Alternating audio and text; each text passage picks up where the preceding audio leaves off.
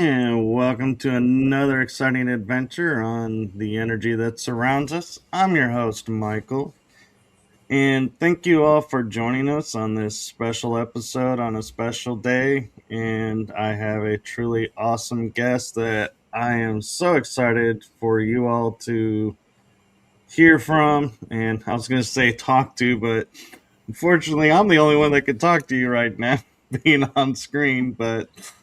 That's going to be a fun episode. I can tell now where my mind is going.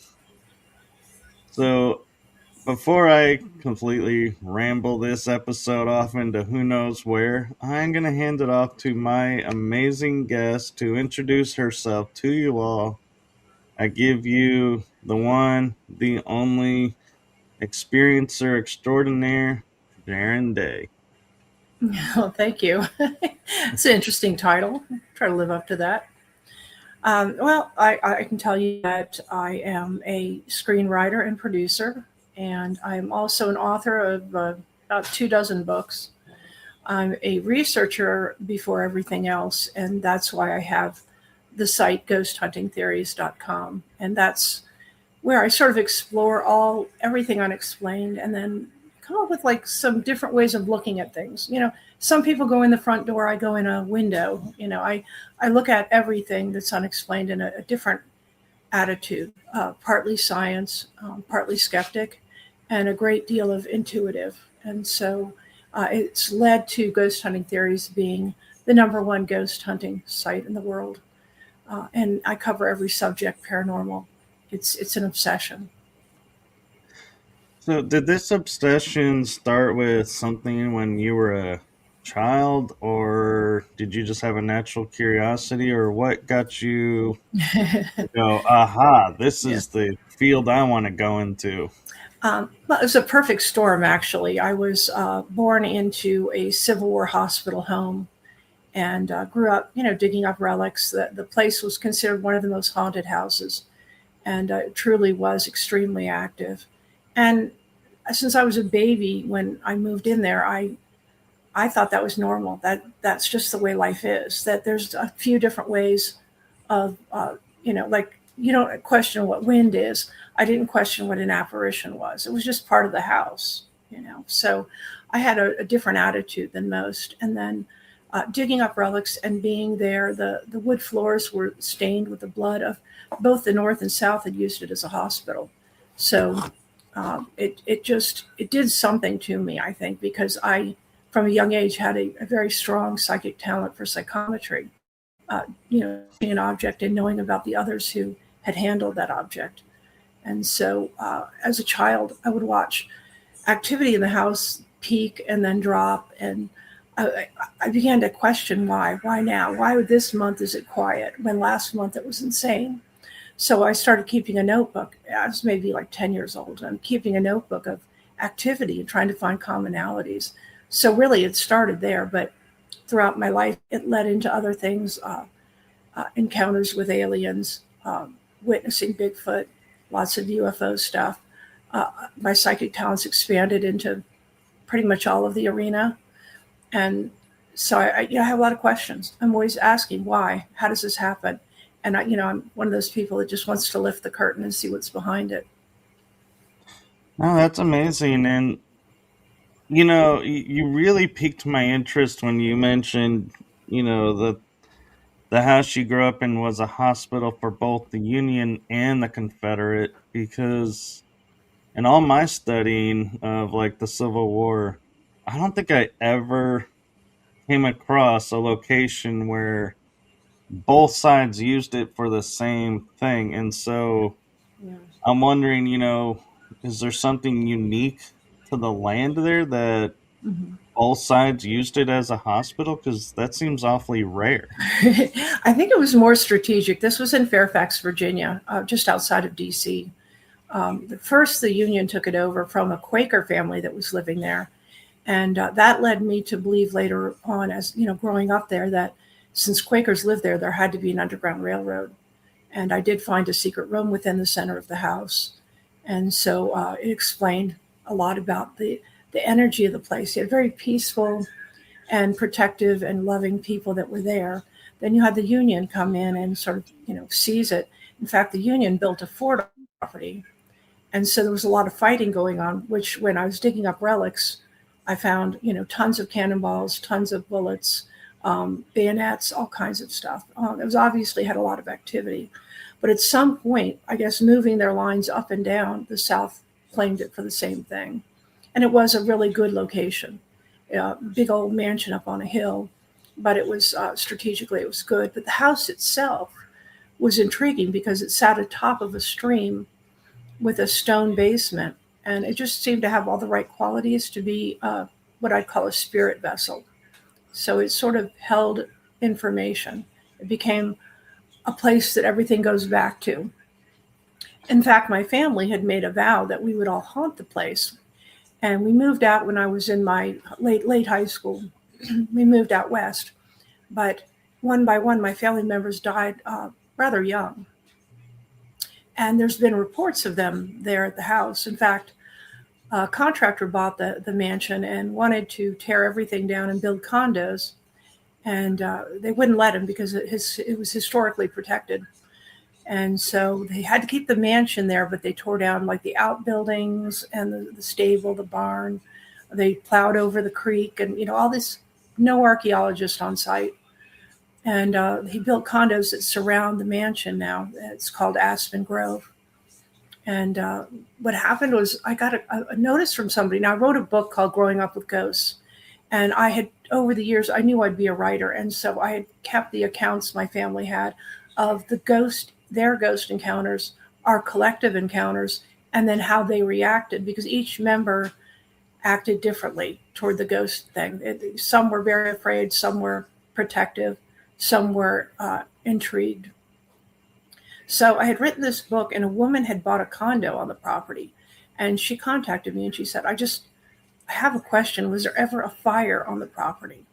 And so I went on to Google Earth and I made an X on the property where the union had built. Later on, when the Quaker family moved back in, which was like 7 women and 1 man after the war, they had taken the fort and used it as a kitchen, because usually it was safer to have a kitchen away from the main house. And that did catch fire at one point. And so I put the X on the map, and she said, that's exactly where my condo. So she gave me a picture. Here's my condo. And I thought, wow, that's amazing. Well, why do you want to know if there was a fire? And she said, we just moved in, and my son woke up. My son woke up crying, and he was crying about a fire. And she said his hands had blisters all over them. So she went into the bathroom to get stuff to put on the burns, and when she came back, they were gone. And so she had to wonder, okay, she didn't know that the place was known to be haunted. I mean, it had been on NBC specials. It had been in the Washington Post, the Washington Star, all the local papers. It was constantly being barraged for the ghosts, but somehow she didn't know that it was a haunted land. So then she contacted me again, and she said, do you know about a ghost of a black man in tattered clothing? And I said, yeah, there was one right outside of where that burned kitchen was. And he was seen often by visitors would come, they'd drive up the long driveway and they'd park and they'd look over, and there's this man looking very bewildered. And that ghost was very familiar. And it was actually right beside where her condo was. And I guess the neighbor next to her kept seeing this man in their yard. So some things seemed to just stay very local. But what was interesting is my family had vowed that they would haunt the place. When my sister had gotten married on the property, and we had this big wedding, and there was boxwood mazes, and within the boxwood maze we had like all the caterers and everybody, wandering around, drinking champagne and celebrating. And she loved that was her favorite place on the property. And so when we said, well, haunted, she always said, that's where I'll be.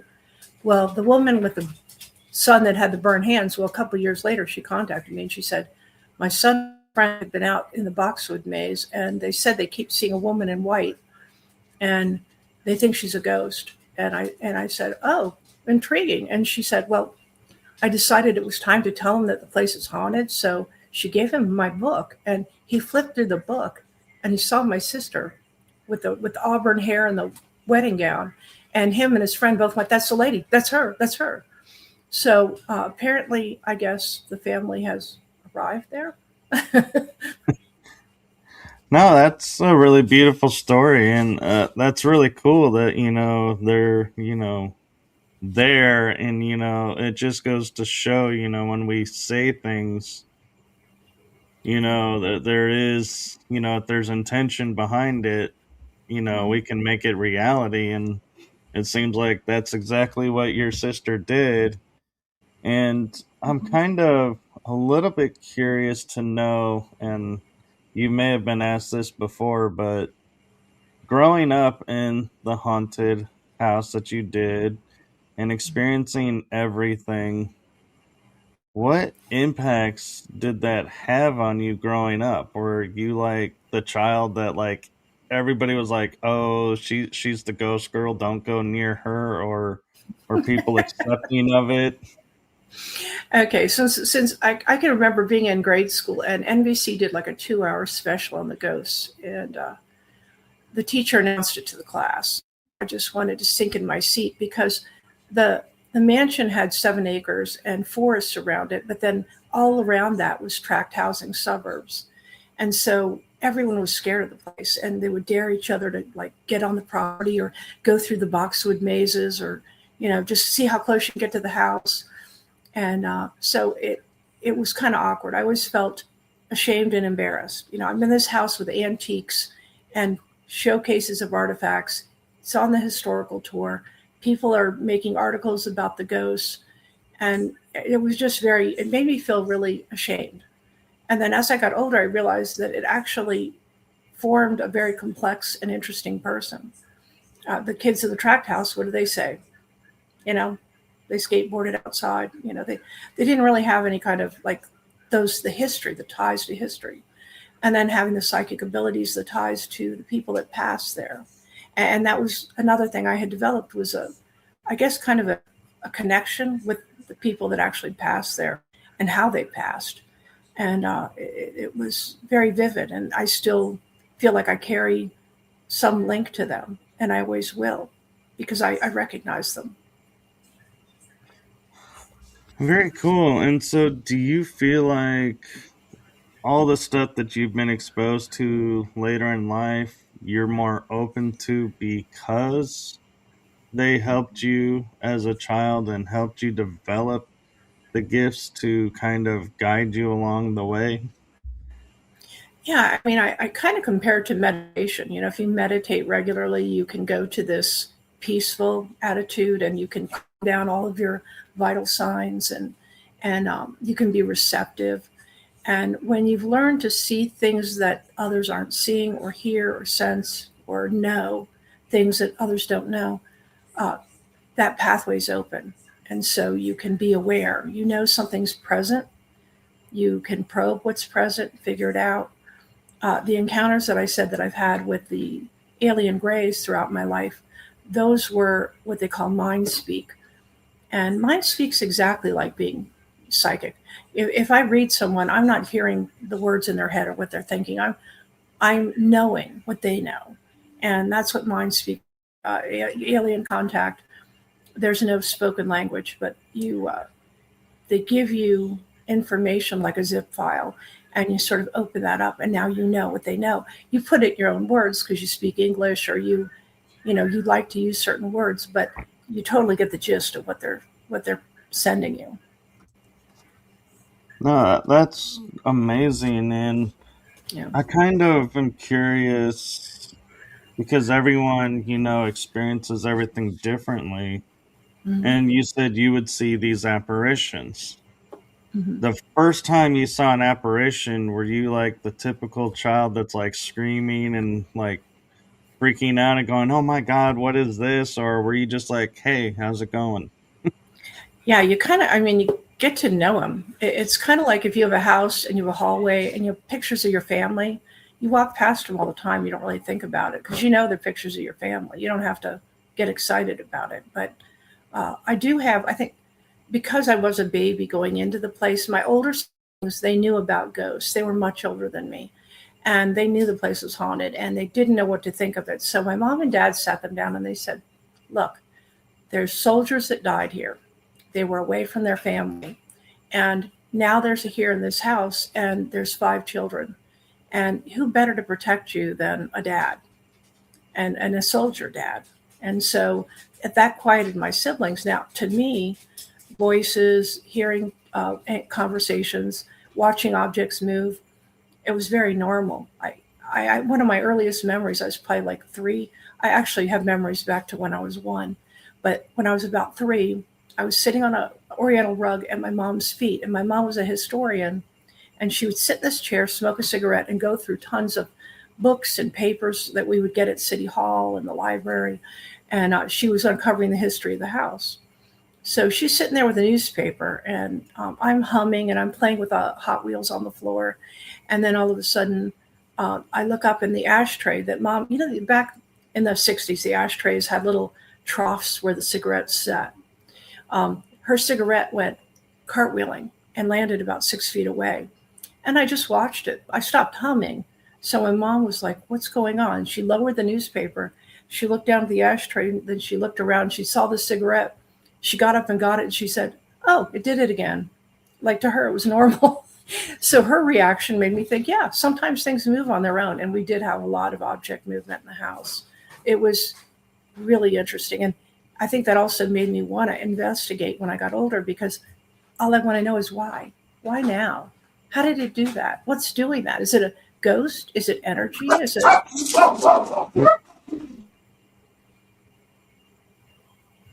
Sorry, the trashman just went by. Oh, yeah. So I'm kind of curious, and I know this is like an objective question, and it may be hard to answer, but is there a particular experience or a particular moment growing up in that house that you're like, this was my favorite moment? This is the moment I don't ever want to forget. I just like, this was my great awesome moment. Yeah. Well, I have 2 of those. One was good and one was bad. So everything that happened there, and I counsel a lot of people that are in actively haunted places. And one of my, great advice is, did it just startle you? Did it actually threaten you? You have to kind of keep, and I tell them, keep a notebook, because the more you narc on the ghost, you feel like you're in control.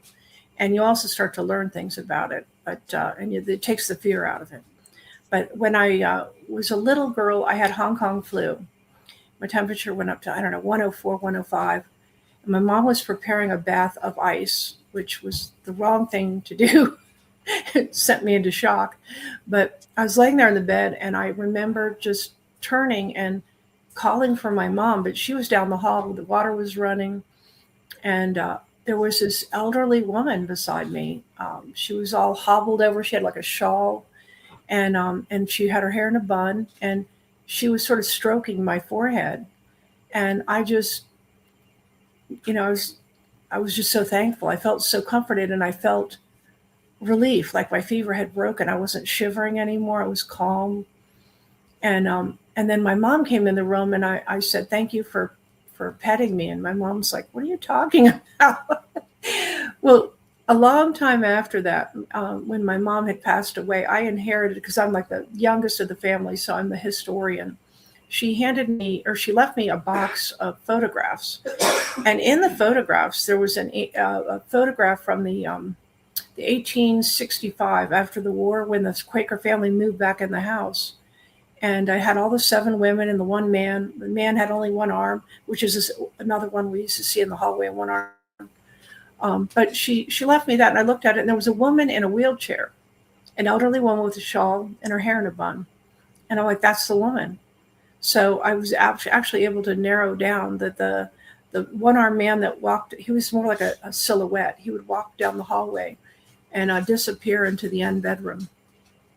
So I knew who that guy was, and I knew who she was. And I just felt so, how people with near-death experiences say they feel absolute love and relief. When that woman stroked my forehead, it was euphoric. I didn't have a body. I didn't have any troubles. I was loved. I was protected. It was an amazing feeling. But the only time when living there that I ever got scared, and I got really scared, we were preparing to move out, and we had set up the old-fashioned TV trays. You sit in front of the sofa, you unfold the legs, and you got this TV tray. We had one with a pickle jar of coins. We had a bunch of paper rolls, and we were rolling quarters. And so the quarters were stacked or no, actually it was pennies. Yeah, it was pennies. They were stacked in groups of 10 pennies, 10 pennies, 10 pennies. And then the paper rolls were nearby. And so we left it there. We went into the breakfast room, which was on the opposite side of the house from the music room. And my mom and sister and I were talking because my dad and my brother had gone to Arizona to look for a home. And we were talking about the kind of home we want to get. And we want a swimming pool and, orange trees and all this stuff. And we're in the middle of the conversation. We hear this loud crash. And we got up immediately. We ran through the house. We knew exactly where the sound was coming from. And in the music room, what we saw confused my logical mind and made me feel threatened. What had happened was my mom had a picture of I think it was her great or great uncle that was in the Civil War, and that was on the wall. It was a big oval picture, glass front. It had come off the wall. It had hit the TV tray 10 feet away. It was underneath the tray as it had fallen on top of it, and all of the stacks of pennies were still standing. I couldn't understand what was going on. And then the next day, as we walked through the house to carry boxes to where we were going to load them up, the plaster ceilings, all of them just dropped. They just cracked. They all hit the floor, dust everywhere. It was a hot mess. Sometimes in the mornings we'd wake up and some of the boxes would be unpacked. I could just feel the energy was different. It was angry. It was not angry at us, but just angry at the disruption. And one thing I learned about the house was every time someone moved in or out or visited, the activity changed. So the human beings and their very souls are part of the milieu of the house. And so that's why you find a lot of disturbance in houses of mentally broken people or angry people. It creates a kind of a disruption. It changes the energy. And but so when that happened, I went and slept in one of the cottages until we moved. I was scared to go in the house anymore. It went from feeling comforting and protective to like a tantrum. I'm kind of curious, when you moved out, you say you grew up in the house. How many years were you like actually there? Like, was it like Uh, 5 years, no, 12 years? it was 15 years. Yeah.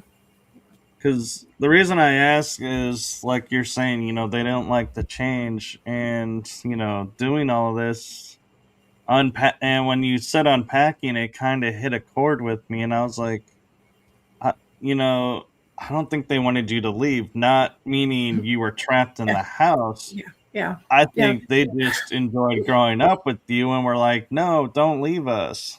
Exactly. Yeah, absolutely. And, I noticed other things too. I have two sisters, older sisters that were 10 months apart, and they acted like twins. They either loved or hated each other. And so I would notice that there was a lot of object movement, poltergeist type stuff when they were in their throes.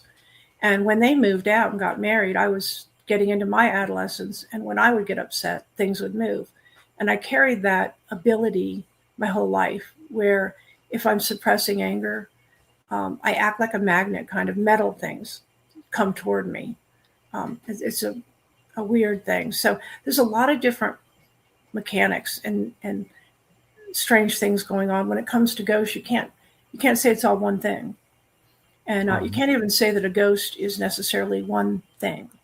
A soul literally can be omnipresent, can be everywhere at once. It doesn't have a body, it doesn't need that locality that we're stuck with.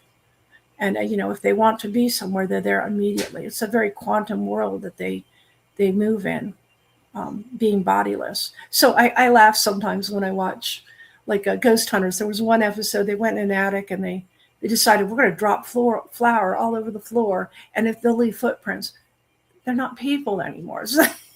They're not visible people. You've got to retrain the way you see it, or even what you think it is. And there's a lot of times where I say, That's just a memory. It's not a ghost. It's not intelligent. It's not active. It's not interacting. And also other times where I say, I don't know that that's from the spirit world. So there's a lot of different things going on at once. Yeah, and I kind of think, the reason they do the flower test for the footprints is because we hear footprints, so we assume, oh, they manifested Yeah, themselves with yeah, feet. yeah.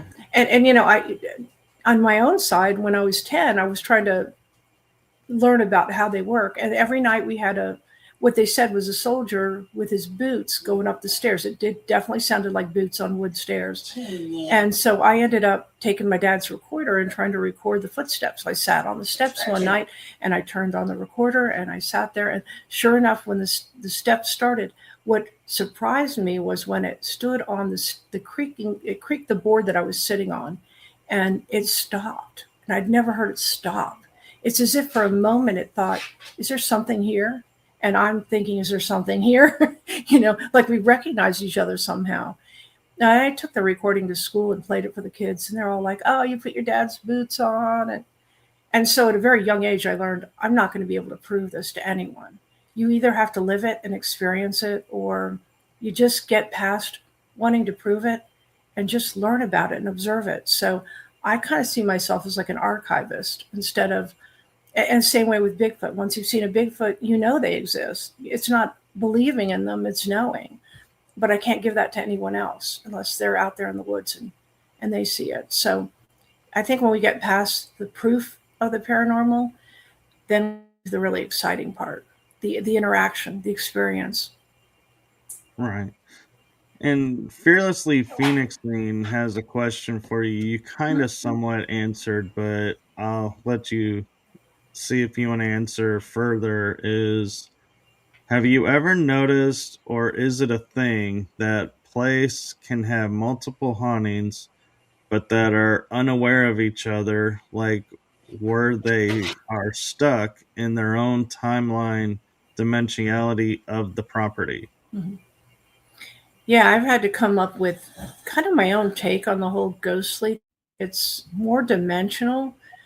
Uh, my example is okay, so here I am, and I have a photograph of me. Well, the photograph of me is a two-dimensional portrayal of me, a very split second, maybe just the front of me in just a certain moment of time, and it's only visual.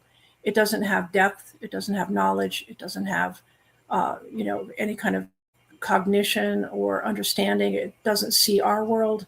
It only sees like the lines or dots near it. Um, that's only one dimension jump from that photograph that's a facsimile of one more dimension. Now you have the 3D biologic me that has knowledge, that can move, that has depth. I think when we move on, and near-death experiencers explain this, you enter a whole nother level. You have 360-degree vision. You have that quantum ability to jump from place to place as you think of it. You're pretty much unlimited. I think our problem that we run into trying to understand the ghostly phenomena is we only know it from our viewpoint. So we assume either they don't know they're dead, or they have unfinished business, or they're still walking around looking for their husband who died 100 years ago and they could have met them, Right. But so my logical side asks a lot of questions of those sorts of things. And I think when we're dealing with ghosts, we have to stop thinking one person, a very linear, one person, one spirit. It's one person, one energy. And the energy enters like basically the universal broth. It can be everywhere. And so it can represent visually, it can represent sound-wise, any place they want to be, they can be right then. And a really good example. When I was 16, we had moved to Arizona, and a year later, we had moved to Arizona because my dad had heart problems and the cold bothered him. So we moved to Arizona a year later. I was 16. Dad had a heart attack in the house, and paramedics said, we've lost him. There's no signs of life. But we'll keep trying. And so they got the paddles out. They're working on him. About 6 minutes later, Dad came to, and they had signs of life. So they put him on a gurney, and they were rolling him out of the house, and he had them stop. And I looked at my dad, and he had this boyish smile on his face. All of the stress lines were gone. He looked so young and so happy. And he said, I was with Mama and Papa and my Tante Valberg. Now, my dad was from Norway. And he said, there were flowers that don't exist here and colors that don't exist here. And so they started to roll him out. And then he stopped them and he waved to me to come over. And he kept waving for me to lean over like he had a secret. And he said, that was the real world. This one's fake. A few days later, Dad died. I'd come home from the hospital to see him there, and we thought he was doing better. So I went to bed, and I woke up. Somebody was tugging on my big toe. And I look up, and I see my dad's silhouette. It's obviously my dad. My dad had a big belly, and it was definitely Dad. And I thought, wow, he got out of the hospital. And the phone next to me rang. And I went to reach for the phone, and my sister had also picked it up, and I'm listening. And it's the hospital telling us that Dad passed on and to come take care of Mom. And I looked back, Dad was gone. What was interesting about that is I was the last child, and Dad trying to spend more time with me because he was out of his government job, and he was, able to support all my activities and cheer me on. And I hadn't finished growing up yet, that kind of stuff. When I was growing up, he traveled the world all the time. He had very important work he did, and he was gone constantly.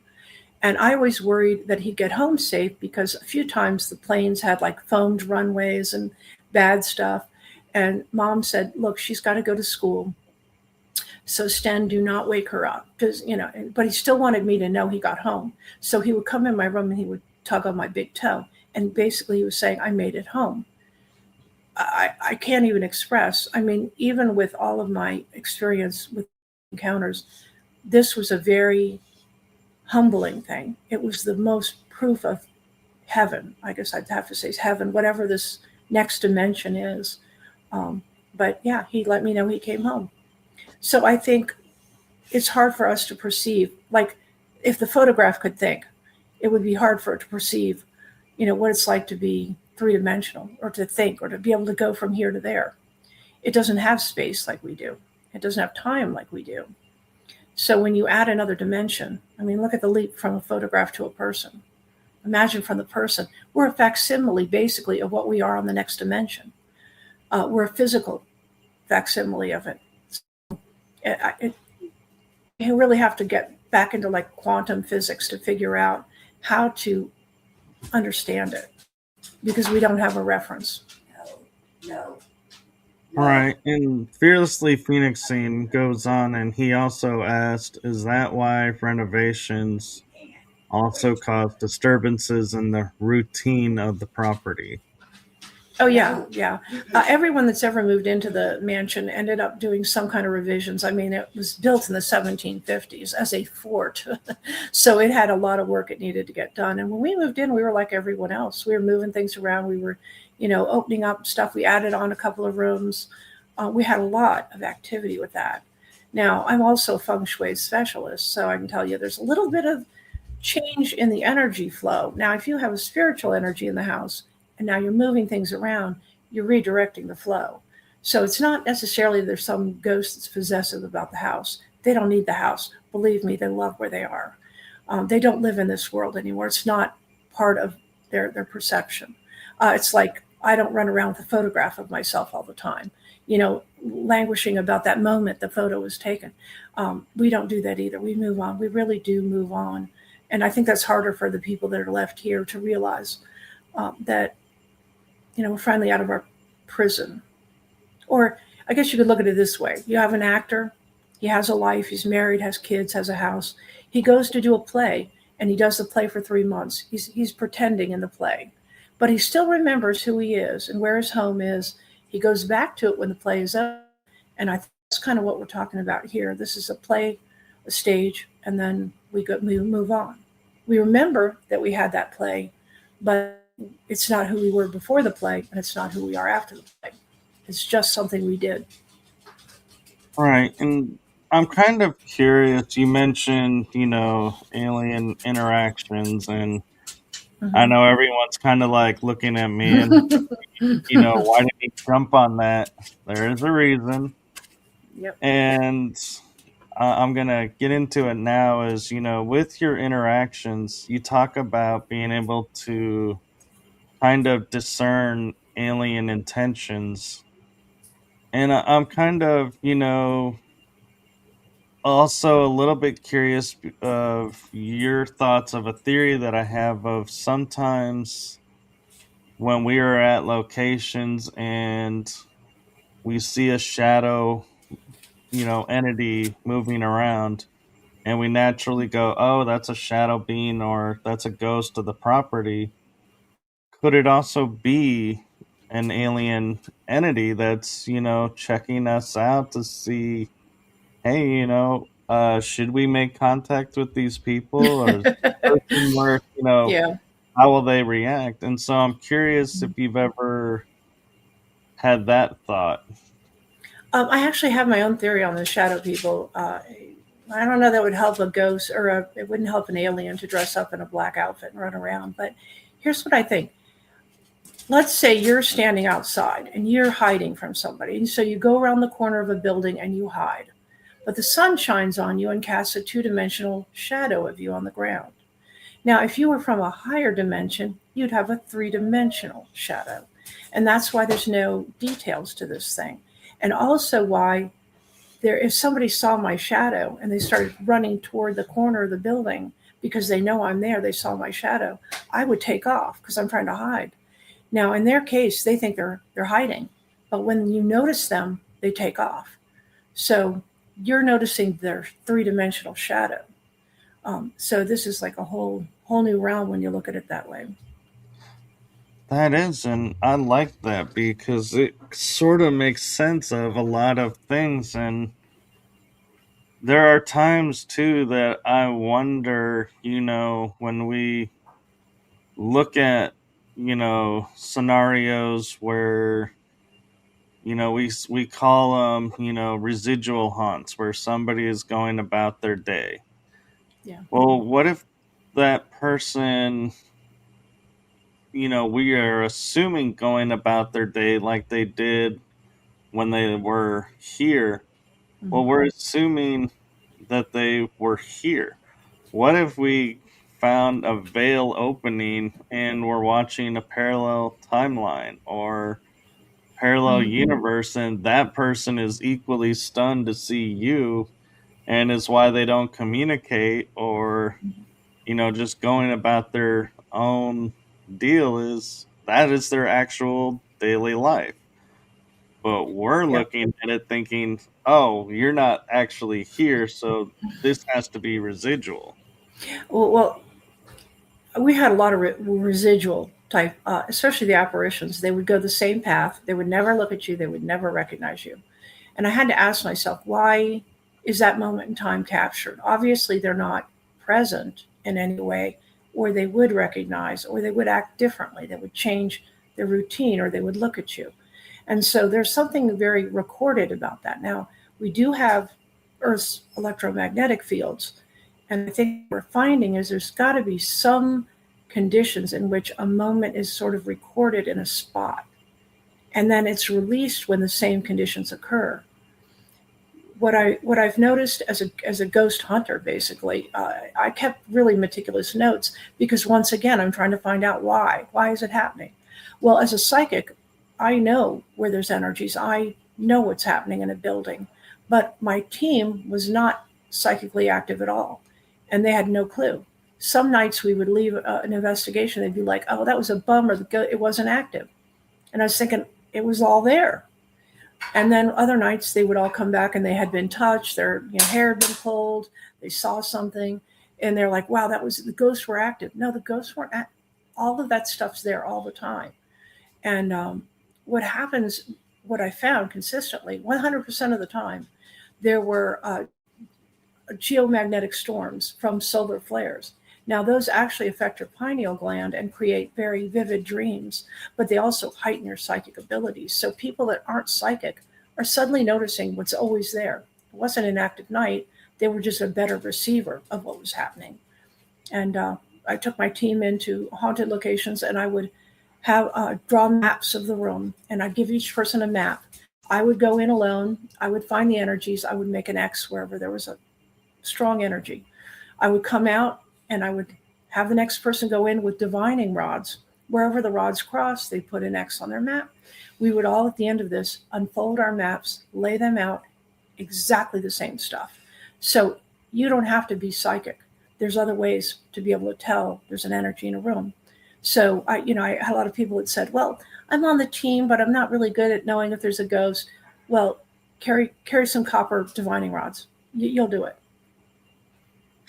I agree. And Source Approved 144 brought up an interesting observation, and they say, I think it's often stored in the energy of the ley lines or the significant building. Do you notice ley lines, having an impact or? Oh yeah. No, absolutely. I mean, I ran into that on the property I grew up on, just following where I had crossovers of rods. They ran in great lines with important buildings like the court, the house, the well, those kinds of things. On ghost hunting theories, I had spent a good deal of time creating what I call the haunted formula, and it was looking for commonalities in the most reportedly haunted locations.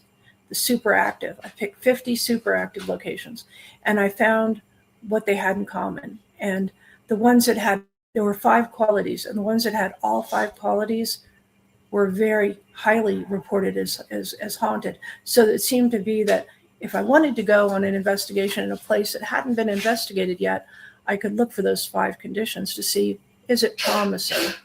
One of them was geology. Another one was that it had to be over 50 years old. If it was over 50 years old, that meant that people had probably died there because they didn't die in hospitals back then. The construction of the building, if it was stone or brick, there was just running water, if there was waterways, and for some reason, railroad tracks. And I had to wonder if that was incidental because generally in the old days, they built towns around railroad depots where they got their goods. So older homes are pretty much going to be near railroads. But then you also have to remember you have iron tracks.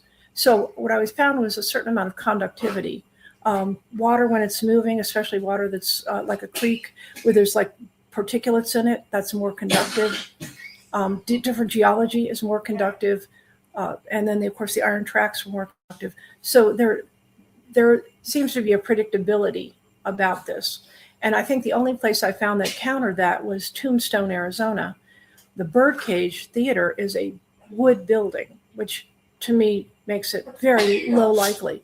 But it also has mines, metal mines running right underneath it. So it kind of countered itself in a way. It was more haunted because of the land than the building.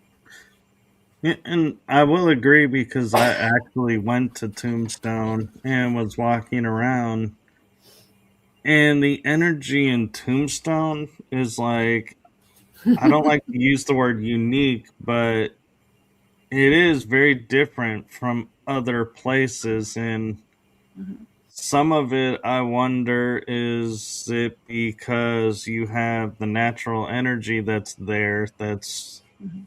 keeping everything, going, and, hauntings can occur with that, and it's keeping itself alive.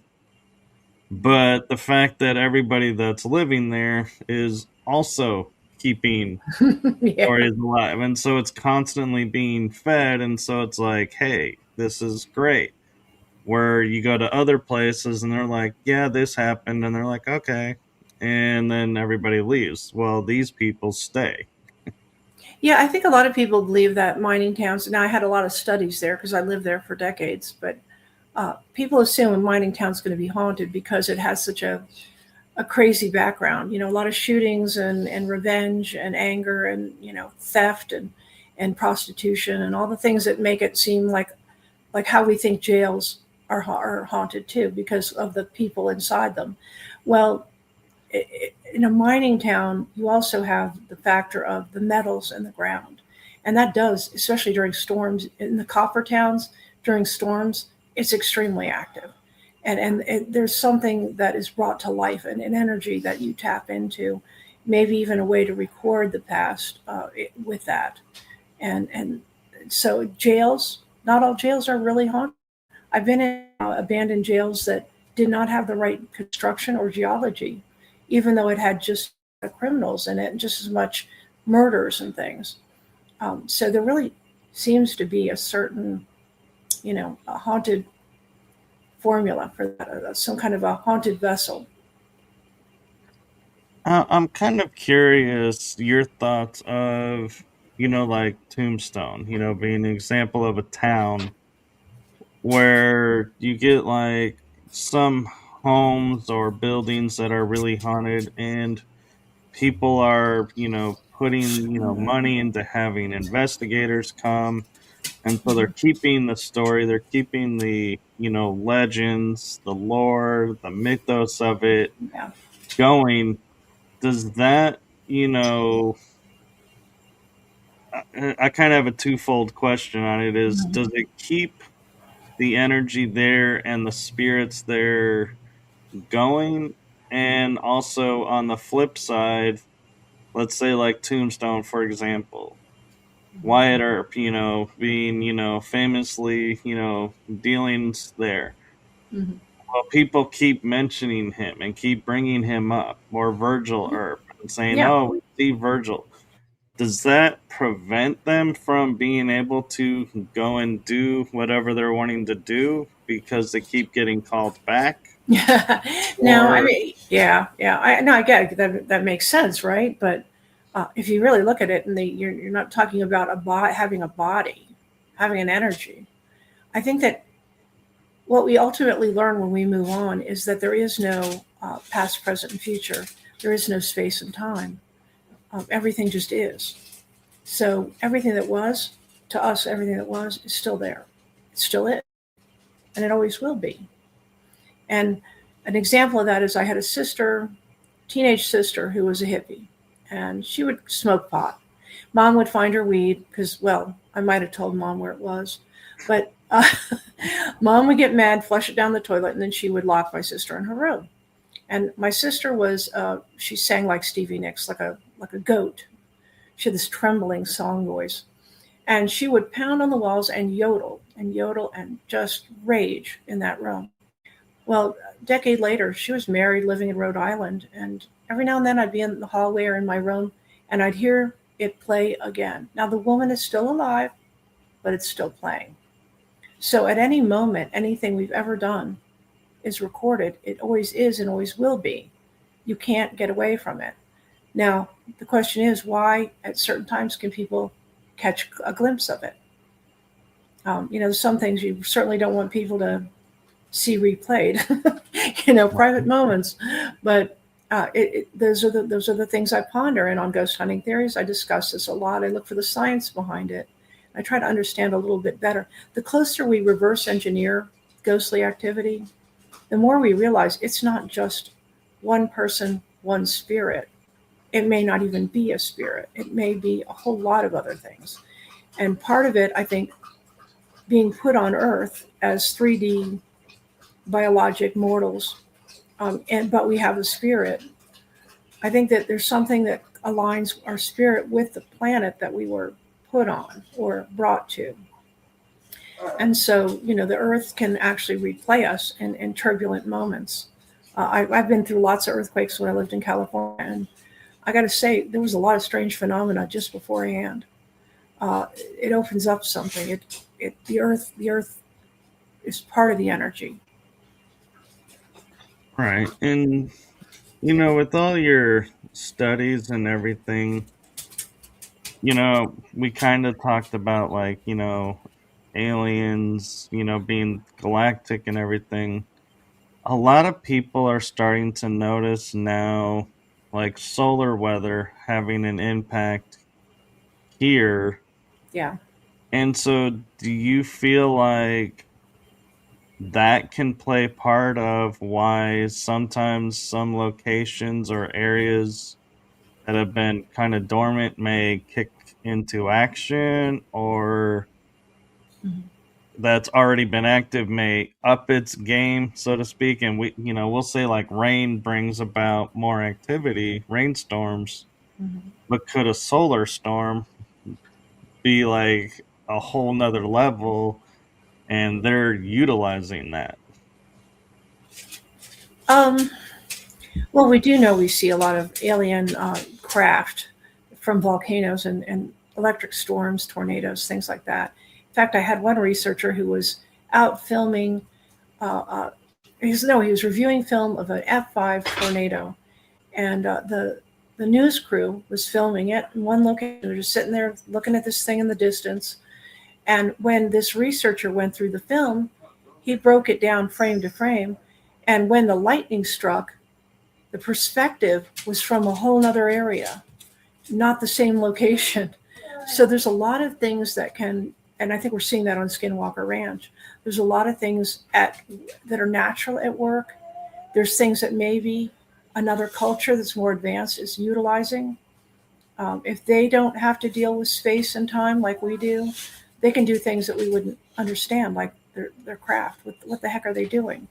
And the encounters that I've had, I've gotten to witness how they leave. They have no technology on them. They literally are using their consciousness to turn into basically a plasma, a red-orange plasma light, and then they disappear. And it does create the smell of ozone, and it does create a temperature rise. And so I had to kind of go back and study, how is plasma formed? And these are the qualities in plasma. So how are they becoming a plasma and managing to transport themselves? I've explained that a little bit on ghost hunting theories, but it's an interesting science when you start. And I know people don't like science because it kind of ruins the spiritual aspect, but even the spiritual aspect has to have some continuity, and that continuity would be how it actually does it. So I think we get closer to it when we start to explain it. Now we're down to quantum level. I mean, let's go back long ago. Black Plague, people were dying. They did not know why. They thought maybe they're not spiritually strong. Maybe they were born in the wrong month. Whatever. They did not know. But later on, hundreds of years later, we had microscopes. We discovered bacteria. We found a microbial world. And that tiny little bacteria no one was aware of or even could see could kill a person. Then we went into the atomic age, and we found that you split an atom and you can destroy a civilization. So imagine when you get even further down into quantum, that's what runs the whole system. And it's more powerful and more self-supporting and energetic. And those little nuances are what's, I think, handling a lot of the things we're experiencing. Very true. And in your research, I'm kind of curious, because living in Arizona, I'm wondering because I came across like stories of giants that were in Nevada that were there and then they were gone, you Yeah. know, and they claim the Smithsonian was behind that. Whether they were or not, I don't know. It's just the fact remains it was in the papers. They had giants, then the giants were gone. Yeah. Did you ever get interested in stuff like that and be like, Oh, oh, yeah. I'm living right by there. Let's go check that out? Oh, absolutely, absolutely. I have a whole series on the Grand Canyon mummies. Giants have been a huge part of my research, and I've learned of some places where there's still some mummies, but handling that with a team that does it the proper way, the respectful way, to document it live, but to not touch anything, just measure it, document it, and then hand it to the authorities, and then follow up and find out how it went missing. Who's in charge of this find, and keep nagging that person forever to show how things go missing. But originally, when they were first moving into the Americas and settling down, especially the 1700s, a lot of farmers and others dug up these skeletons, and there was no explanation. They just thought, oh, it's some weird Indian or some strange tribe or whatever. They didn't really consider what it was. So America had basically started the Department of Ethnicity. And what that department did was it would find these things, and then they built up the Smithsonian to be connected to it. So anything that Department of Ethnicity found that was antiquities would go to the Smithsonian. So that just became a storehouse, basically, for anything that was found that couldn't be explained. But, we were also coming into a time where there was the, Trail of Tears. Indian reservations were being set up. We were making choices about what to do with the native people. Well, the native people have been all along telling us legends of, we didn't build these mounds, we didn't do mining, this isn't ours, the people here before us did it. Well, imagine that you've set up a whole infrastructure to segregate what you call the native people, and now there's actually another native people. So what do? You don't want to integrate them because, to you back then, they're savages. So we had a lot of different things going on. Darwin had come out with evolution. Religion was confused about what to do. The giants only validated the Bible after we just told people that they evolved. Like it was a perfect storm to hide giants. And Arizona had a lot. And if you start really looking at where they were found, they were mining areas, especially copper. And so I'm curious your thoughts behind, like, our history books, will only tell us we're hundreds of years old, but there's evidence, like, George Mitrovic, for example, points out, copper mining was done in the Mississippi Valley in BC. Mm-hmm. Copper was no longer the uh, technology needed or resource needed, so they abandoned it. And we were left unattended, Mm-hmm. so to speak, for, several hundreds of years or centuries. And then all of a sudden, hey, we're back on the map by accident. And I often wonder, when we look at some of these things and, we're like, oh, there's these structures in specific places, like you mentioned, mummies in the Grand Canyon with Egypt. Mm-hmm. Why Yeah, is it our history books are so don't want, and I know you can't really answer this, but I'm curious your yeah. opinion and research, why it's such a threat to go and say, hey, we have new information, we're going to rewrite the books. Mm-hmm. Here's our new history. America was populated in BC Oh, and yeah. was abandoned. Why is that such a controversial, like, oh, if you even mention that, you could lose credentials? It's like, really? We have the evidence right here. Oh, yeah, yeah. I I look at it this way: there's like way too many things happening at once. Pretty much every indigenous peoples and the Bible, Gilgamesh, all of these things report the giant flood. We have found that there was something around, I think, 12,500, the Younger Dryas, when mammoths and all the larger animals went missing.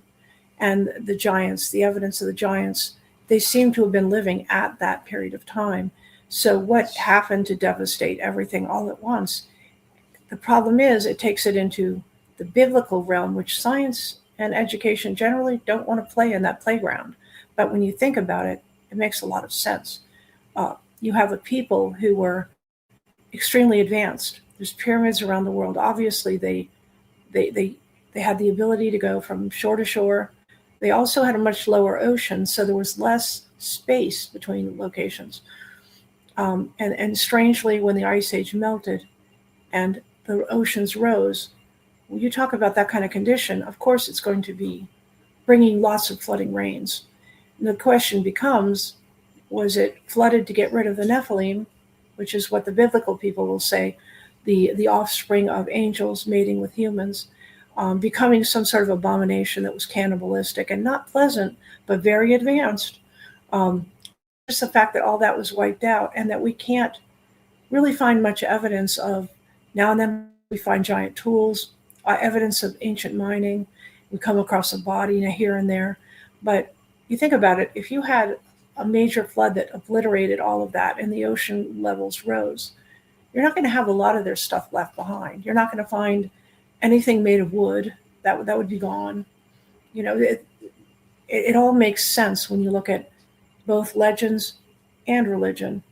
But science cannot equate that there was something smarter than us here first. And there could have been many civilizations. In fact, in one of my encounters with rays, I looked at one of the graves. There were 4 of them in my room. And I looked at one of them and I looked it in the eyes, and suddenly, I don't know why, I just knew. I said, we're related, aren't we? And this thing's eyes just widened. I mean, they do have subtle expressions, but I felt this connection. I am you or me. And I don't know if that was a universal thing, that everything alive is connected, or if we literally, these guys are, our descendants. Yeah, and that's a really hot topic right now about that, Yeah. and that's a controversial topic because I think a Mhm. lot of times some people like to think, oh, we're the best of the best, and we don't want to be part of the worst of the worst, or Mhm. Yeah, and and we're created in God's image, and yeah, I totally get that. Well, if you think about oh, it, and let's say these aliens with the weird qualities they have, they probably would have been one of the first creatures that was intelligent here. What if they had advanced to a level that they could actually move on out of this plane, and then say another, like the reptilians during the dinosaur era, they did the same thing, and they were able to transport to the next level. What in the giants? Maybe they did the same. Could it be that these guys come back to see when we are close to being able to leap out of here? Now, that's a whole new thought. it is, and I also like to point out, when I'll use the terms of the age, white man met the red man. Hmm. All the red men were viewed as savage and inferior, and were judged all by the first tribes that were met. Hmm. Well, there were tribes that were like the farmers, and they didn't hunt and attack anybody else, but we treated them just like they were the ones that roam around on the prairie and attack tribes and steal. And so Yeah. we have a habit of lumping everything into one giant picture. And I feel like when we talk about like the ETs or like Greys or Arcturians, we're like, oh, the Arcturians are this. It's like we don't Yeah. think of, oh, there's factions within factions, Hmm. and some good, some bad. And so I think that's a kind of humanistic thing that we do, and we need to watch, is that we don't lump some, because I was guilty of it, and I had to retrain Oh, my thinking to, oh, there are factions, and there yeah. could be rare good factions and what we think are the all bad factions. And like And us, so there's both. Yeah.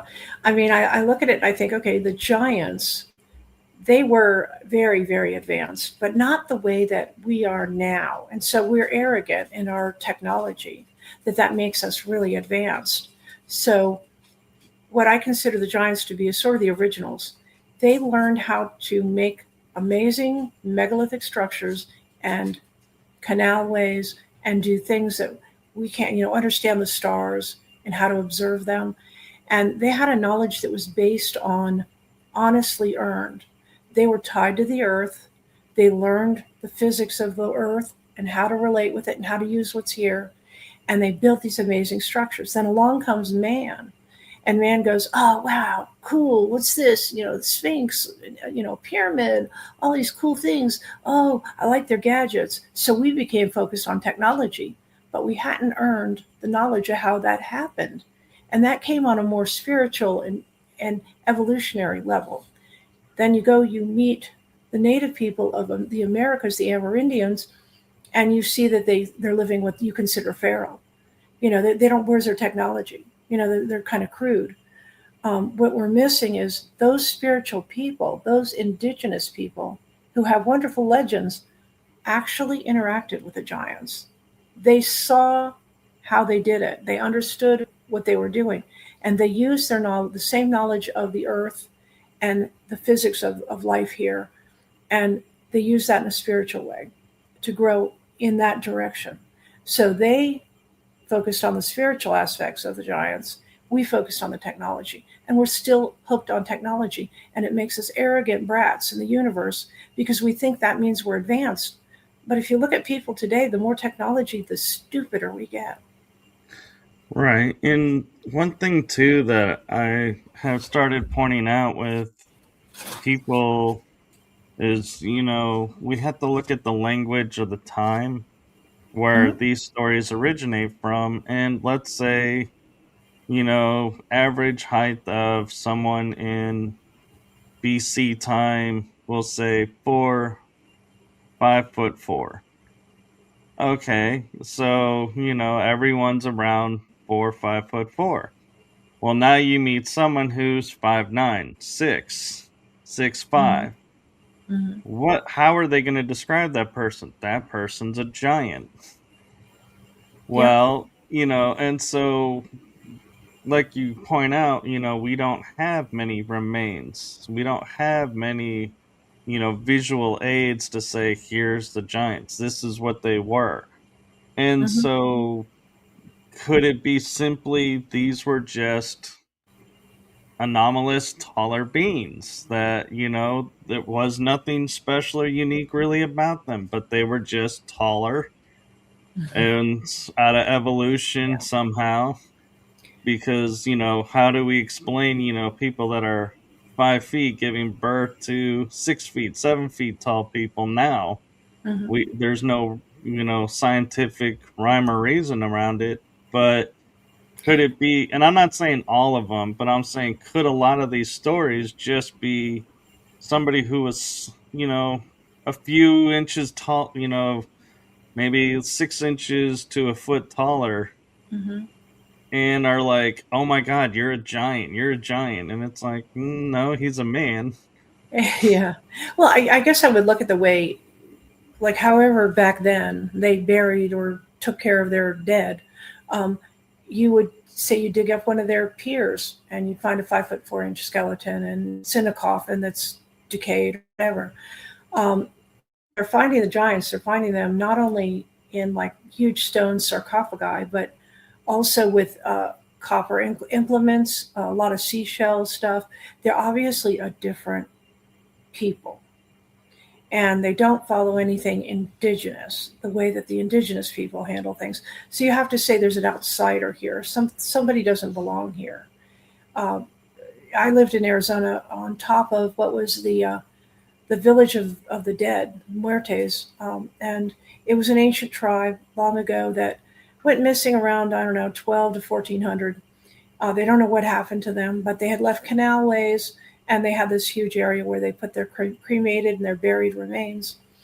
In the 1930s, they had archaeologists come in and start digging through this thing, and they found, they archived, there were Indians, and then there were this other race, another people, and they said another people because all of these people were buried together and they all had dolichocephalic heads, which were sort of bun shaped skulls.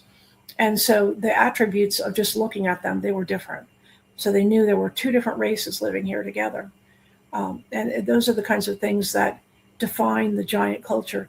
How did you find it? Where did you find it? And what was it with? Yeah, and that makes sense and everything. And I know, we talked. You mentioned Skinwalker Ranch, and I haven't stepped foot on there, but I do watch the show, and I'll admit I'm a little bit behind. Where I last watched the show, they were, trying to figure out what the anomaly above the property that was interfering with GPS and everything. Yeah. And they had bored tunnel one into the mesa and were Mm-hmm. trying to bore the other one. And I think they just got it, but it was smaller. Yeah. What do you think is going on with the ranch there?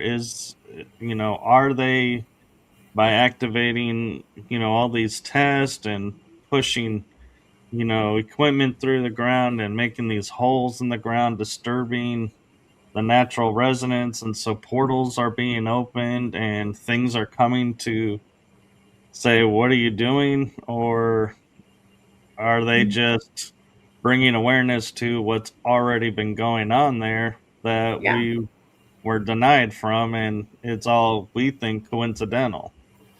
Yeah, I mean, and I know it'd be handling this a little differently than they are because, I mean, obviously they have a site that's active, but the question is it like that everywhere?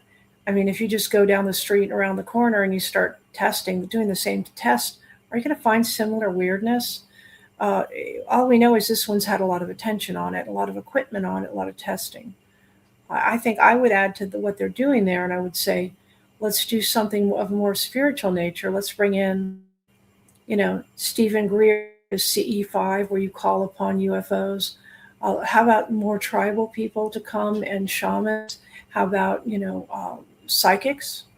Let's stimulate it with the human aspect, the spiritual aspect. And if we find there's a tie, we're not only helping to understand the land, but also how humans interact with the land and its phenomena. So it's like a win win. You're learning two whole new things. And it's consciousness. It always goes back, I think, to consciousness. Those aliens, they had to think really hard, they had to focus themselves to actually disappear and leave. And that seems to be how they run their vehicles as well. And I think we're finally tapping in with quantum research that consciousness is important. There was a double slit exam that the experiment that showed shooting photons through these slots. They would make a certain pattern, but the minute you observe the test, you change the outcome. Now that's consciousness. Humans have the ability to do. We are, like they say, we are God. God is us, and we haven't figured that out. But ancient people certainly knew it, and I think Skinwalker Ranch is a good experiment. It is, and they actually had a show. I don't know if it's still active, beyond Skinwalker Ranch, where they Yeah. sent two people out to outlying areas, and it was interesting. You know how you talk about testing to see if it happens outside. That they did go to a ranch, and I want to kind of say Bradshaw Ranch, but I may have the wrong ranch in mind. On Bradshaw's the the one in Arizona, yeah. And I think the other one yeah, was at Mount Wilson or something like that. I think that yeah. was a very active one. Yeah, very But when similar. they were there, they were like, "We're getting the same activity Mm-hmm. as the guys at Skinwalker Ranch are getting." Yeah, It's like the yeah, land was reacting the exact same way, yeah. And I'm and that was surprised they don't. confusing them. Yeah, exactly. And I don't understand why a geologist on there, and they also have somebody in the oil and I was in the oil and gas business. You need to have them there too. They have all the equipment to look for gamma rays and to understand and is anything happening in your oil fields because that ranch is completely surrounded by hundreds of oil fields. The shale is very prevalent there, and I would think that they're having issues where they are too, and they need to interview them and they need to use their knowledge and their geologists. There's a lot of components to see other than Travis shooting rockets every 5 minutes. I'm so tired of that. When I see them studying the sky, I think it's like you throw a rock in a pond. You're focused on the ripples, going, "Wow, look at that! All these ripples are happening. Oh, let's measure them. Let's see." You're missing what caused the ripples, and it's the rock. And I think they need to focus more on the mesa and less on the effects. I kind of agree, and I will mention, you mentioned Blind Frog Ranch in your Mhm. bio and topics, and I have mixed feelings about that one, and I haven't watched any of the shows or really done any research around it because I hear so many mixed reviews of what's going on there. Some people say, "Oh, it's active," and other people say, "Oh, it's somewhat active, but it's more been televised, more for Yeah, television time." And so I'm yeah. kind of curious, with your perspective and your, viewpoint, how do you look at it and go, "Hey, yeah, there's a lot of activity here," or do you go, "Well, that seems more TV sensationalized, and so yeah, I'm not gonna give it really much more energy." Yeah, it kind of reminds you of like if you were out like tracking a tracking a wild pig somewhere and you're following the path and you're looking for its footprints and you're looking for broken branches and you're smelling the air and you're trying to find this pig. And I feel like at Blind Frog they're so focused on just the fortune, and I think it's Discovery Channel's problem. I wish History Channel had handled it, because if you go into Gaia, there's a two-part interview with Dwayne Ollinger where he discussed purely the alien and UFO aspects that do not come onto the show at all. It's just a treasure hunting show. So Discovery saw, oh, this is more sensational. This is more, let's stick with the treasure. Let's see if they get the treasure. Let's watch them in trouble in a cave. Let's see it cave in. I can just see the titillation of that. But they're missing a lot of things. When Dwayne had, well, they've run into dire wolves, the strange snake that apparently is an ancient snake. All of this stuff comes from the underground there. And now, as they get closer and closer to what they think is where the treasure is, they're describing characteristics that, as a person who's deeply studied in ancient giants, the staircase, the giant door, though, and in the mining area and gold, are all ancient giant factors. And Utah probably had more ancient giant artifacts and caverns than anywhere else. And so I think they think they're going after, an Aztec treasure or maybe a Mormon treasure. But I think it goes a lot deeper than that, and it might surprise them.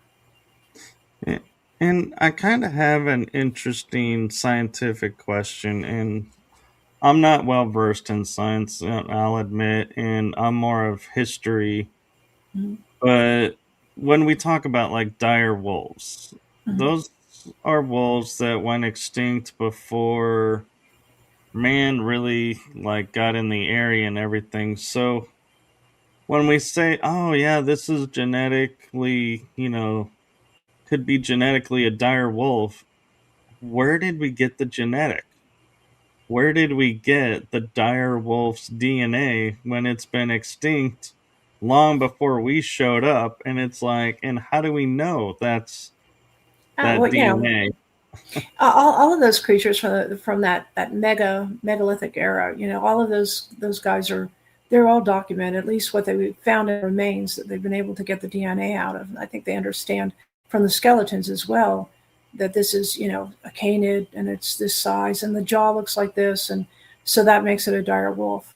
Uh, well, I have my own theory on how the West became a desert. Now, long ago, after the Ice Age, when the water was melting, we had lakes in Death Valley. We had gigantic lakes. We had, the Bonneville Lake in Utah, Lake Lahontan in Nevada, giant lakes everywhere. And that created a lot of life and attention. And I think a lot of the giants were around those areas. Now, the Paiutes even say in Death Valley, when lakes were there long ago, there were great people that came on boats and lived there on the lakes. And when the lakes began to dry up, they went underground. And then, according to them, they instead of using a ship, they used some sort of a silver vessel that they flew in, which is kind of interesting. But what we find is the lakes, people assume it got hot in the West and that dried the lakes out. That makes absolutely no logical sense. There's no reason why it got hot here. The only reason it gets hot is the water's gone. Now, why is the water gone? We have the Pacific Plate, we have the Walker Plate, we have tons of seismic activity. And around the world, there's been other lakes that drained almost overnight because seismic activity. So what we have is potentially either Mount Shasta exploded, created even more, tectonics going on, seismic activity, or just simply earthquakes in the West. And when those plates move, it could have caused fissure and all that water drained out. Now, when the water drained out, there was a civilization that went, uh-oh, where are we going to go? So you have megalithic creatures like the dire wolf or that strange snake, and you have these giant people. They're all going to go underground where the water is. They're going to follow the source. Now they've had, thousands of years to adapt there.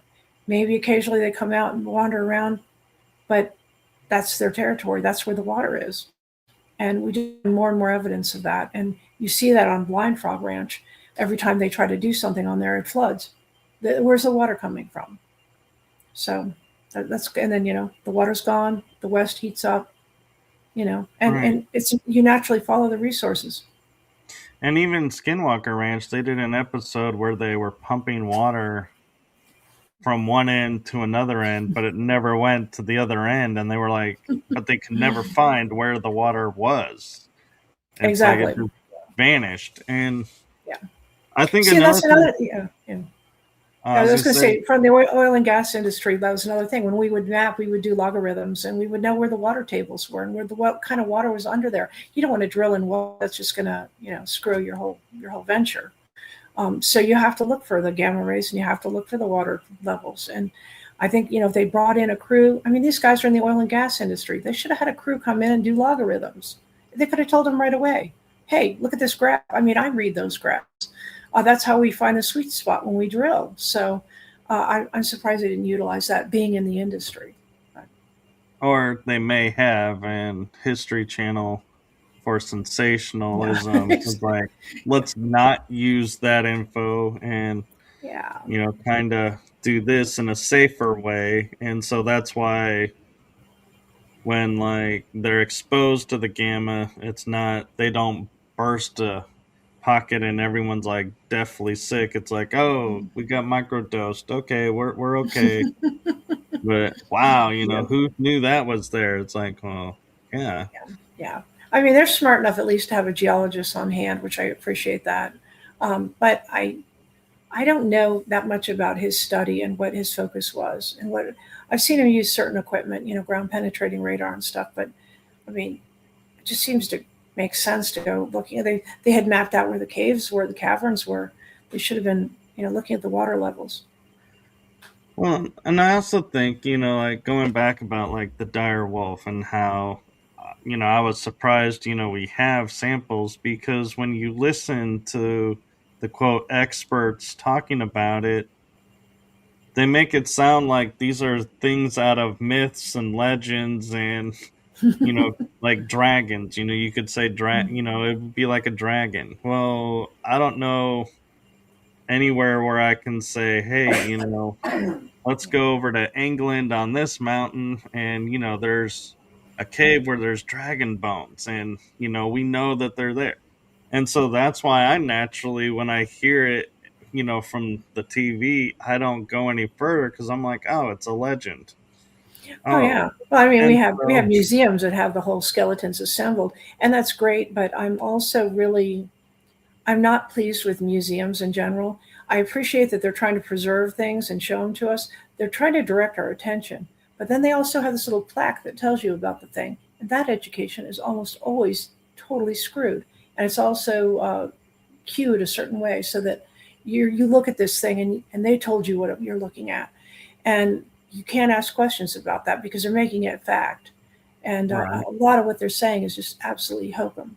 Yeah. Yeah, and there's a location near where I live, and I got in a beef with a friend over it because it's a place called Dinosaur Valley. It's a Oh. it's a park, and they have a famous spot where in the stone cast it looks like a human print right next to a dinosaur print. And they're like, wait a minute, if this is real, this is redefining, when humans arrived, because we know when dinosaurs left, Yeah. were they side by side? And my friend who was like a ranger there and tour guide and everything was like, that's not a footprint. It's actually a lot of dinosaur prints that made it look like a human print. And I'm like, okay, I'll give you that. Yeah.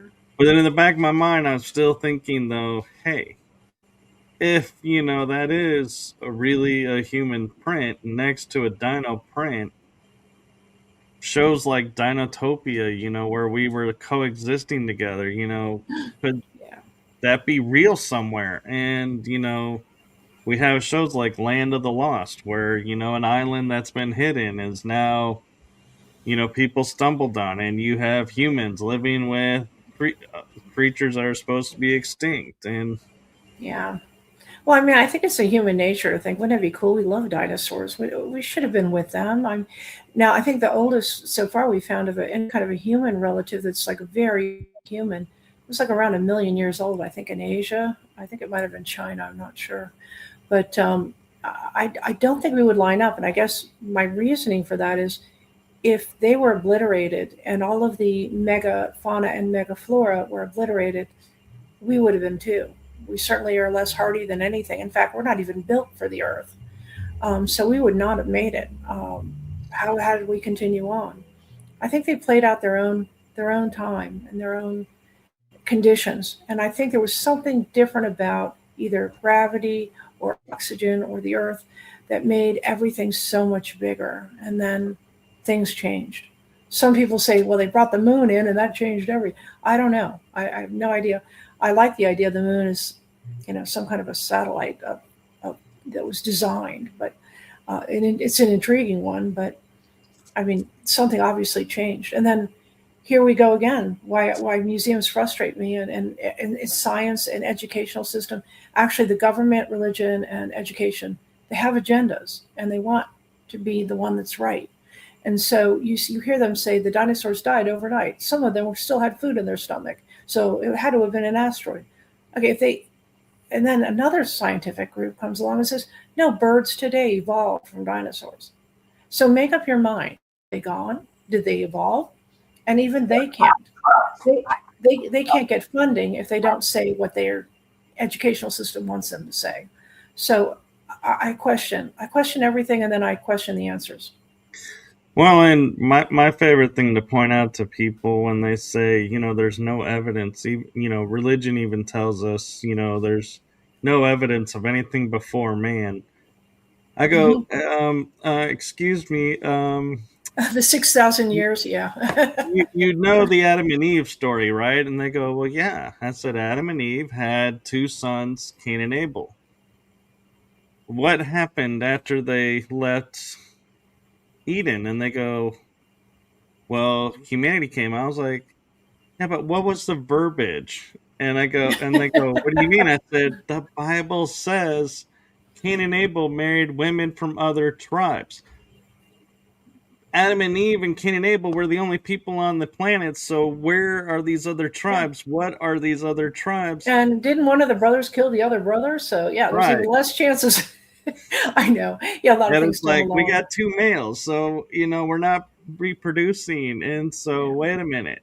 How, there's a major discrepancy in this Yeah. story. Yeah. And I have a how, lot. I mean, I'm a Christian. I have a lot of respect for biblical records and any religious records or even legends by the native people.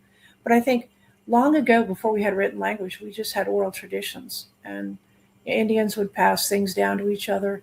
But if you just pass down, yeah, your uncle liked to laugh a lot, and he helped the tribe. That's not going to get passed down. That's not right. a story. As a screenwriter, I wouldn't even write a play like that. So um, what I think happened was they had to create sensationalism for it to get passed down. So now they go from, your uncle, your uncle, or how about this one? Grandma. Grandma likes to bake jam. No one's going to pass that down. That's just tedious. And so they say, Grandma made jam out of children. You're going to pass that down. Oh, yeah. And your kid's going to pass that down. Then what happened is at a time when we had writing and we had ways to actually document things, then we went into that Gilgamesh and biblical area. And that's where they still, I don't know if you remember watching like early movies or early TV, they still staged it as if it was on a play at a theater. The way they Right. shot it, the way the people move, the way they talk. So what we have is these people that all they've known is oral tradition. Now they have to put it into words. So now we're finding these stories that are very sensational, trying to tell us something important, but they're still using that concept of it has to get passed down and putting the extraordinary in it. So, when people say, well, really, was there an ark? And, to whatever, how did he get koala bears? They weren't where he was, like there's a lot of people that just have trouble with these concepts. And I like to see people open up with and say, yeah, what they're trying to tell us was there was a flood that obliterated almost everything, and some survived. and maybe the ones that survived were God's choice, but it, you know, it didn't have to be there was a vehicle or two of every animal and hay and feed and you know, all that stuff.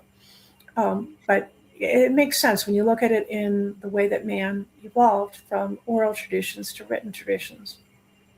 Well, and what's interesting too is like the story of the ark. They just tell us Noah made an ark. It doesn't actually specify what material he used. They give us the cubit size, and so part of me goes, we're assuming Noah was a human in the first place. They never really specify, Although it's hundreds of years old, yeah, yeah. yeah. And so I like the notion that somebody pointed out and goes, maybe this ark was a scientific vessel and they took the DNA of male and female of all the animals, and that's how there was two of everything. And when the flood happened, they landed when the water subsided, and we're like, okay, reintroduce. Mhm. Here's your genetic strands. Go back and populate and go forth. Mhm. And Yeah, it's like yeah, and that that makes time, yeah. more sense than putting lions with sheep with elephants and going And was Bigfoot a stowaway? Because I don't think they could find him and grab him. right. Yeah, I get it. I mean, and it is a playful thing to think of, and it's a cute concept. When I was a kid, I think I had an ark with all the little creatures. But yeah, I like that idea that it's like a library. And I think back then, technology wasn't a thing. So how do you explain? It had a vessel it carried Right. samples, and we found And that with the Grand Canyon mummies that we were talking about. One of the things that the guy found back in the cave with all the mummies was samples of all their seeds. You know, they had a devastating event and they archived all their seeds. and how would they even know to do that? That's another interesting question is, we don't archive or back anything up until an event happens and we're like, oh crap, if I Well, go, actually, this goes, it's I need yeah. to back this up.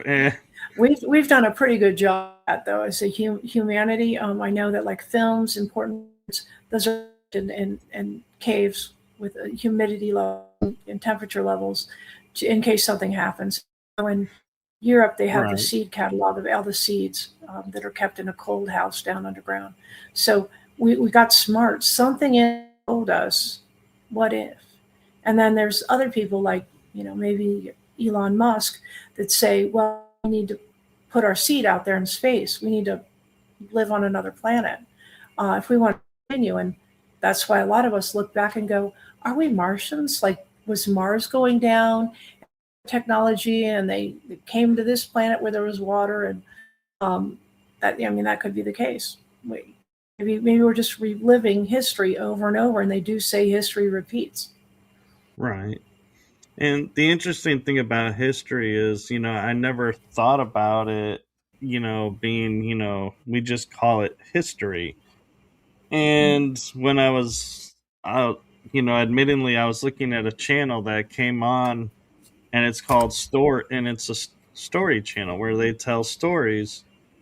Mhm. And I looked at it, and all of a sudden, it's like my brain goes, his story. History is his story. Oh, history Yeah. is just stories. No wonder it repeats. Is we're Yeah. telling the same story again, and we're Mhm. reliving the same story, different actors, different area, Yeah. but same story. And I'm like, interesting. And so it's like, yeah. Then I started looking at things and going, yeah, this really is just a story, and this really is this. Mhm. Would explain why this is happening and this is happening. And it's like the world seems to make more sense somehow Yeah. because we're looking at it as a story than, oh, well, we Mhm. have this event. Well, what caused that event? I don't know. Look at Mhm. this event and look at this event. But if we look at it all as a fluid story, you get a different picture. Oh yeah. Yeah. Absolutely. And I look at One of my encounters, one of the things that came across in the thought process between us was that the people on Earth are of extreme interest because civilizations that did go the technological route and really did evolve to break time, break space, to be able to do the impossible, they had to do it collectively. And so they lost a lot of individuality. They come to Earth, and it's like watching a play with 8 billion characters. They're all able to do whatever they want, but collectively, it's hard for them to go anywhere because they're not all working for the same purpose. So we're really an interesting creature to study. Yeah. And I like to say Shakespeare was like one of the first whistleblowers, so to speak, of our reality because he famously made the statement, the world is but a stage and we're but merely the actors upon it.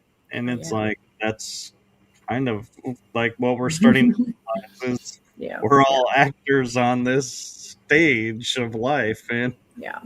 And I think a beautiful way of looking at it now, I'm a person who has lost almost everyone from a huge family and friends, and a lot of them went early. So I've had to really have a good understanding of the flow of life. I'm extremely exalted that they have gotten their reward and they shed the skin and they really went to what they're supposed to do. But I also think that while we're here, one of the really interesting things people say, well, why do babies die young? And why does this person have illness? And why do we have a war? Well, if you are, let's go with the God concept. If we all can agree that there is something that created us, if you were to do this experiment, but you are divine, you're not of flesh and blood, you don't understand what it's like to be stuck in a mortal body and think that's all there is, and have to fight for food and shelter and mating and procreating and all the things that go with it, you'd have to send down representatives, recorders. We all come down, we all live different lives, different ways, and it shows the collective knowledge when we return. The divine becomes more understanding of the creation because there's so many trillions and you can't even count the numbers of ways a life can be led. So we're really little troops. We come back, we're rewarded, and we add to the collective knowledge. yeah, exactly. I agree with that. And Yeah. I think that's really profound. And I actually have to say, I have been enjoying this Mhm. conversation so Yeah. much, I lost track of the time. And we're like almost an hour and 40 minutes. And I'm like, Yeah, what? I know. I mean, I could talk this all night, but yeah, I think the listeners need a break. Well, and I was going to ask one last question, if I may. Mhm. You talk about being screenwriter and filmmaker. Mhm. What got you to, seeing like, oh, I could write and make these films and, leave a print behind, or decide, Yeah. oh, all these adventures, why don't I make a movie and put them into movie form? Yeah. From a very young age, I think like probably the first alien encounter, really, about 3 or 4 years old. Right around there, I started thinking, I know I'm going to be a writer. I know I'm going to do something with film, but I don't know what. So I took years of acting later on. I did lots of writing. I did books. I did my blog. And I had this unfulfilled thing where I just felt I was given a job to go and make something in a visual that I could show to people, and it would change their thought process or their feelings, or they'd feel like they're understood. And I go back to the encounter I had when I was told what my mission was by the little gray people. Um, what it worked out in my head, it came out as find the schism between the worlds, open and close the door at will in front of witnesses. And I thought that is like the weirdest thing to ask of me. I don't know. That sounds really big, really important, and I'm just a regular person. So I thought, why me? Well, I was given a vehicle. What's my vehicle? The written word and communication. And so I ended up joining a group, a film group, and evolved very quickly to write the scripts. And then it grew even bigger into major film stuff. And I'm in a variety of genres. I don't. I'm open to anything. I do documentaries. I have a western we're about to film, historic. I'm writing right now. I'm finishing up the edit on a horror film, a ghost story. So I feel like reaching people in that form, it talks to the people that are present now that need a visual. Um, you can write a book, but barely anyone's going to read it.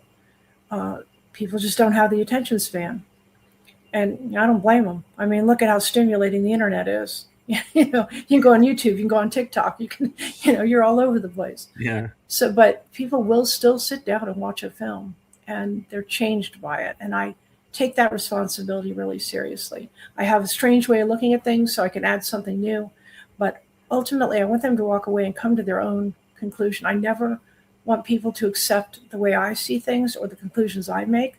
I want them to get into the thought process. I'll give them the resources. Go chase it. Go find how you think it goes.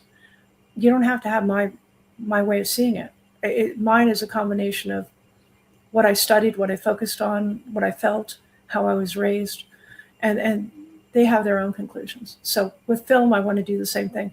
You walk away and it affected you in a different way. No, that's beautiful. And Yeah. one last thing I would ask then is, with your background and everything that you have accomplished and done, Mm. what advice would you give to either your younger self and or anyone who's coming up in the world now that may have like similar interest and not know what to do with it? Yeah, I always tell people, especially when you're studying, the unexplained, why are you in it? Are you hoping for a show? Are you doing it because you had an encounter and you want to explain it? Or do you want to prove that it exists? You need to know your agenda when you go in, because certain agendas are going to hit dead ends. In research, if you think you already know what it is, then you're not going to go anywhere. You're going to take all your evidence and you're going to form it to prove what you believe. And the belief really should be the result of the evidence. So try to be open minded. I was really humbled. I didn't think Bigfoot had any paranormal qualities. Now I'm absolutely certain they're able to do something that we don't know. We can't explain yet, but there's something very unusual about them. So I say, when I was younger, I wish someone had told me that there are no obstacles in your path. The obstacles are the path. So you may set out wanting to do something and life gets in the way. And then years, maybe decades go by. And then you finally go back to it. But you go back to it at the point at which is optimal. So there is an intelligence, not a fate, but an intelligence nudging you. I'm going to put crap in your way, make you go a different direction. I'm going to keep making this hard. Just go that way. And it eventually, if you just blindly follow the obstacles, they lead to the destination. So don't ever get frustrated or give up. I'm one of those people that, I'm not kidding. I went through financial ruin trying to get to this point, and I stayed when anyone else would have left, and they would never have won. It's like, if you don't play the lottery, you can't win. Well, if you don't stick it out through all the crap, make all the sacrifices, and have everyone around you not believe in you or say, "Why are you doing this?" If you have to do it. It's like the trials of Job. You eventually get rewarded, but boy, they put Job through a lot. And you just have to believe in the thing more than the comforts of, if it puts you in a financial ruin or ruins a relationship. These are the things that are going to happen, and if you can't sacrifice those, then you can't get the reward. It sucks, but it makes you more mature. I agree, and thank you for that. That's a Mhm. really Yeah. wonderful answer. And I want to leave the show with a message for you, Sharon. Okay. And that is, from my heart and the heart of my shows to you. Thank you for what you're doing. Yeah. It's seen, felt, heard, and appreciate Yeah. so much you being your authentic self and sharing that with us. Oh, good. Well, yeah, and I open and close the door at will in front of witnesses at ghost hunting theories. So really anything that like hit a note with you, go on there and in the search bar, put down that subject and you're going to find a ton of content on it. And like I said, keep pursuing your own take on it. You don't have to have my take. Right, and I think that's one of the beauties of, how your work is it's like my goal with my shows is I'm presenting an idea, Yeah. and if it resonates with you, run with it and research it more. And if it doesn't, simply watch another episode or, There you go. go Yeah. to a different host. I have no, like, you have to watch my stuff only. I'm like, no, if, this one doesn't resonate with you, Yeah. unfortunate, but it's going to happen. And so you'll find one, I'm sure, that does. And if not, I hope you do find one that does. And so that's Yeah. the way I operate. Yeah. We need lots of curious people. Yeah. Yeah. And so be sure to follow Sharon on her site and her adventures and follow along on my shows, because you never know when she may be back on, and she is welcome back on anytime. And I've Thanks. enjoyed this conversation. It's been great. You're a wonderful host. You really know stuff. I love that. Well, thank you. I try my best to kind of stay versed in a few things here and there. And if something piques my interest, I like to talk to somebody about it and take on their viewpoint and be like, hey, does that resonate somewhat with mine idea that I had? Yeah. Yeah. So thank you. Thank you for having me on. And so everyone that's in the US, this message goes to you. Happy 4th of July weekend coming. Have a wonderful week and weekend, and we will see you all in the next episodes. Bye-bye, everyone.